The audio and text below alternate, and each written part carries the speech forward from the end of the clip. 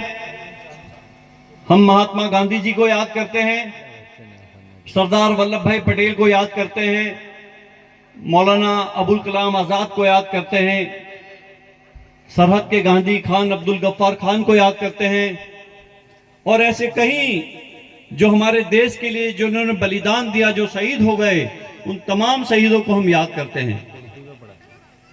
आज हमारा देश जिस तरह से आगे बढ़ रहा है और देश के अंदर 140 करोड़ हमारे देश की आबादी है। हमारे देश के अंदर तमाम समाज, तमाम कम्युनिटी, हिंदू, मुस्लिम, सिख, ईसाई, तमाम समाज के लोग मिलजुल के रहते हैं। यही हमारे भारत देश की एकता है और ये एकता को बनाने का काम हम सबको करना है।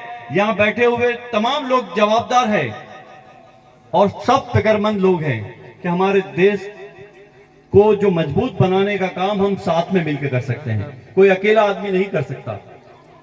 देश के हालात कुछ भी हो, लेकिन हमको घबराने की जरूरत नहीं है, हमको मायूस होने की जरूरत नहीं है।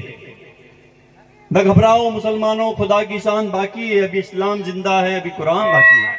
माशाअल्लाह। हमको घबराने की जरूरत नहीं है इसके लिए कि हमारा देश में जो संविधान है, हमारे देश का जो कानून है, वो सबके लिए 140 करोड़ लोगों के लिए है, ना किसी एक कौम के लिए, ना किसी मजहब के लिए है, तमाम कौम के लिए है। जो हमारे देश का संविधान बाबा साहेब आंबेडकर साहब ने बनाया है।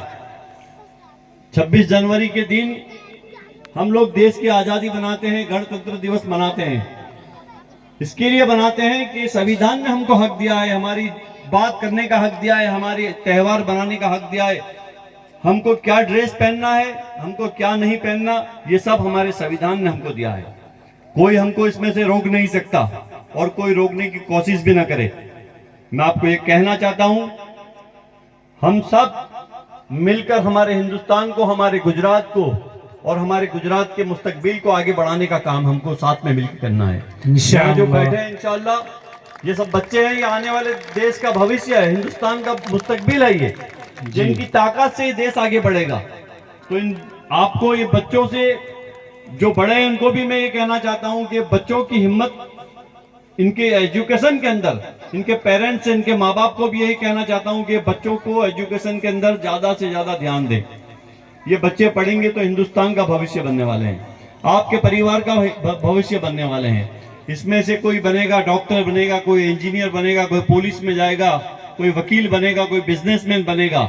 ये हिंदुस्तान का भविष्य है हमारा। ये आपको सबको, हम सबको समझना है। और खास करके मैं जहां जहां जाता हूं, मैं यही बात करता हूं कि आजकल हमारे जो लड़के थोड़े कुछ कम पढ़ते हैं, लड़कियां ज्यादा पढ़ती हैं। जब इनाम देने का वक्त आता है, हम लोग जाते हैं ग्यासू भाई पूरे गुजरात का दौरा करते हैं, तो इनाम लेने के अंदर सबसे ज्यादा लड़कियां इनाम ले जाती है। तो मैं जो लड़कियां पढ़ती हैं उनको भी बहुत मुबारकबाद देता हूं, और जो लड़के कम पढ़ने में कम ध्यान रखते हैं उनको मैं थोड़ी नसीहत देना चाहता हूं कि पढ़ने में ज्यादा ध्यान देना। दिन और दुनिया, ग्यासू भाई ने बताया, दिन और दुनिया दोनों एजुकेशन हमारे लिए जरूरी है।